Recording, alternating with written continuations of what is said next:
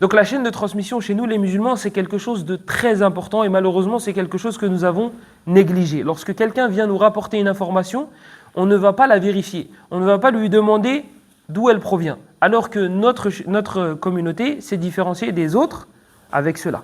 Une des différences qu'on a avec les autres, c'est que nous connaissons les sources de nos informations. On sait qui a rapporté de qui, etc. jusqu'au bout, jusqu'à ce que ça remonte à l'auteur. Que ce soit les paroles du prophète sallallahu alayhi wa sallam, ou les paroles des savants, ou les paroles d'autres personnes. Et même le Coran, il remonte. Il remonte jusqu'à qui avec les ijazat? Naam? Jibril? Allah. Voilà. Nous, le Coran, il remonte jusqu'à Allah.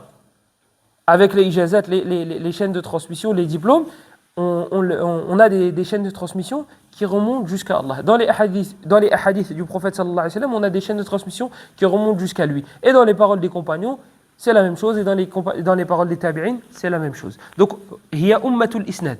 Donc, c'est la communauté des chaînes de transmission. Et d'ailleurs, même les mécréants qui ne sont pas de mauvaise foi reconnaissent que notre communauté s'est démarquée via cela, avec les chaînes de transmission. Donc je disais qu'Abdullah ibn al-Mubarak disait que la chaîne de transmission fait partie de la religion.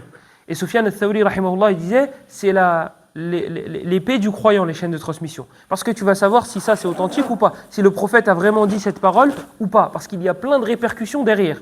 S'il l'a dit, eh ben on va tirer de ce hadith-là, par exemple, 80 jugements. Toi, tu viens et tu arrives à prouver avec A plus B que ce hadith-là, il est faible. Tu as annulé les 80 jugements, s'ils sortent que de ce hadith-là.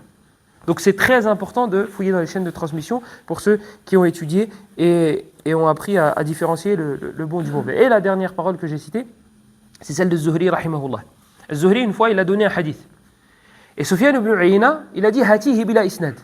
Donne le hadith, mais sans la chaîne de transmission. Yani comme ça, vite fait. Et Zuhri lui a donné une image. Il lui a dit « Ayurqa as-sathu bila sullam ». Toi, si tu veux monter sur le toit, est-ce que tu vas monter sans échelle? Tu passes du rez-de-chaussée au premier étage, comme ça. Tu te téléportes et tu d'ailleurs, cette chaîne, ce athar-là, Ibn Rajab, il le cite dans Sharh al-Ilal de Tirmidhi. Et celui qui le rapporte de Sufyan ibn Uyayna, c'est Shafi'i. Donc c'est une chaîne de transmission très facile à retenir. Shafi'i, qui rapporte de Sufyan ibn Uyayna, qui rapporte de Zuhri.